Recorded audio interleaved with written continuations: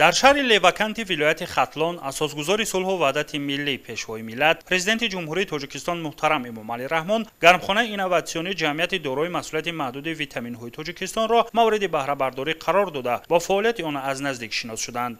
гармхонаи мазкурро ҷамъияти дорои маҳсулоти маҳдуди маркази тақсимоти яклухти витаминҳои Тоҷикистон дар масоҳати 10 гектар замин бунёд намудааст. дар як гармхонаи он бодринг шинонида шудааст ва ҳоло ниёлҳои он пурборанд. зимни боздид иттилоъ дода шуд ки дар бештар аз 1 гектар замини дохили гармхона 30 000 бех ниҳоли бодринг бо дар назардошти талаботи аграрӣ шинонида шудааст ки ҳар бехи он аз 3 то 4 килограмм маҳсулот дорад. дар умум аз 1 гектари гармхонаи мазкур тибқи дурнамуд дар як давра бояд то 100 тонна ин нави маҳсулот ба даст оварда шавад. дар маҷмӯъ дар ҳолати истифодаи пурраи гармхонаи мазкур то ба 1000 тонна намудҳои гуногуни маҳсулоти аълосифат аз ин ҷо ба даст овардан мумкин аст ки ин нишон дод барои таъмини бозорҳо бо маҳсулоти тару тозаи кишоварзӣ дар тамоми фасли сол сами назар аст хоҳад гузошт. тибқи нақша дар ин гармхона ҳамчунин парваришу истеҳсоли помидори нави замира ва қулфинай дар назар дошта шудааст. айни ҳол дар ин қитъа бодринги намуди орзуи F1 ки аз олмон ворид гардидаву ба иқлими Тоҷикистон ва ҳар нави бемориё тобовар мебошад парвариш карда мешавад. дар нақша аст ки дар як сол то 3 ҳосил аз гармхонаи ҷамъияти дорои маҳсулоти маҳдуди витаминҳои Тоҷикистон дар вилояти Хатлон ба даст оварда шавад. дурагаи бодринге ки мо парвариш карда истодем ин дурагаи орзу мебошад. афзалияти ин дар он аст ки вақти парвариш ҳаҷмаш якбора калон намешавад, яъне ки аз меъёр якбора калон намешавад. вақте ки масоҳат калон ки аст ҳамавақт яъне ки барои сари вақт ҷамъ кардани ҳосил коргар намерасад ёки дигар проблемаро мо бартараф мекунем. тарафи бартари дигараш ин наве ки мо истифода кардем аз як минтақа ба дигар минтақа барои кашонидан, яъне ки бисёр тобовар аст.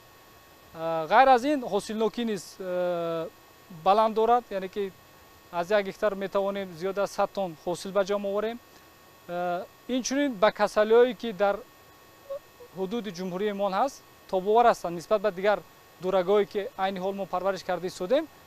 таъкид гардид ки дар навбати аввал маҳсулоти гармхона барои қонеъсозии талаботи дохилӣ ба бозор ба фурӯш бароварда мешавад ва минбаъд бо афзоиш ёфтани истеҳсолот он низ ба кишварҳое чун Федератсияи Россия ва ҷумҳурии Қазоқистон содирот хоҳад шуд. гармхонаи инноватсионӣ дар асоси технологияи муосир ки аз ҷумҳурии Корея ворид гардидааст бунёд ёфта тамоми марҳилаҳои парвариши маҳсулот ба таври автоматӣ роҳандозӣ шудааст. аз ҷумла назорати рӯшноӣ ва ивази ҳавои дохил ба таври худкор амалӣ гашта ҳамчунин гармии дохили иншооти бахши кишоварзӣ бо истифода аз оби гарм бо усули радиаторӣ таъмин карда мешавад. шодобгардонии маҳсулот бо шакли қатрагӣ анҷом ёфта ҳамчунин таъмини нуриҳои минералиро низ тариқи об компютер назорату танзим менамояд.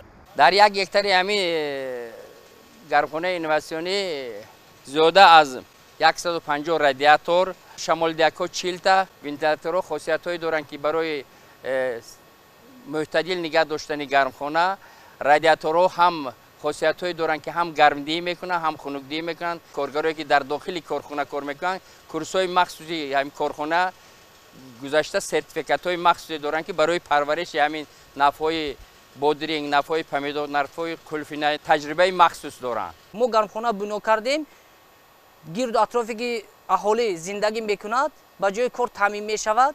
اومده از ما میآموزند، ما از ویو میآموزیم. هر یک دهقان، هر یک اهالی که در همین منطقه هست میتواند که خانه خودش 5 سوتیق، 6 سوتیق، 10 سوتیق، 1 گکتار بنیاد کند. میبینه که در مدت 5 سال برای صادرات هم تیار میشود، هم بازار داخلی تامین میکنیم. با در نظر داشت طلبات زیاد به محصولات تر و تازه و طریق طبیعی پرورش یافته، استحصال با اصول ارگانیکی در گرمخانه اینواتسیونی راه اندازی شده است و در مدتی از 40 تا 45 روز بودرینگ و پمیدور و دیگر نموده محصولات پخته و برای جمع آوری آماده می شود. در هر گکتار قطعه گرمخانه مذکور تا 10 نفر از ساکنان محلی صاحب جای کار گردیده. در مجموع در این انشاءات تا 100 نفر با کار دائمی تامین شدند. همچنین 100 نفر دیگر برای جمع آوری حاصل به کارهای موسمی جلب می‌گردند. اینچنین برای قبول مشتریان در نزد گرمخانه شرایط ضروری همسان اتاق‌های کاری و مشورتی تشکیل گردیده است. گرمخانه اینواتسیونی از جانب صاحبکار وطنی سید مراد دولتوف بنیاد گردیده است. ما تشبث گرفتیم که خیلی گرمخانه زمانوی سازیم با مقصد اونه که هم تامین کردن آذوقه‌واره با بازار درونی هم در بازار صادرات و هم با مقصدی به خلق ما نشان داده یاد دادنه که از زمین کشوده با منم خیلی گرمخانه های زمانوی استحصالات خوراک‌ها زیاد کردن. مقصد اساسی ما این امکانات های همین سرزمین خود ما درست استفاده بردن، زمین درست استفاده بردن، امکانات های خوب استفاده بردن. امکانات های ولایت خرطوم خیلی زیاد است، خیلی زیاد است، چون که تمام فصل سال حاصل گرفتن میشد. اگر کسی ما مثلا خیلی گرمخانه سازد سخت دائما این برای سوزشواری برای گرم کردنش خراجاتون بسیار نمیرد، کمتر میرد. برای همون خلق ما بسیار دادن در کار. ما در اینجا پامیدور میشونیم، بادرینگ میشونیم، بغلاجان میشونیم، با کراسنی پرس منو واش میشونیم، پرس منو وای که هست. با اینجا بنان هم نقشه داریم، کلوبنیک هم نقشه داریم.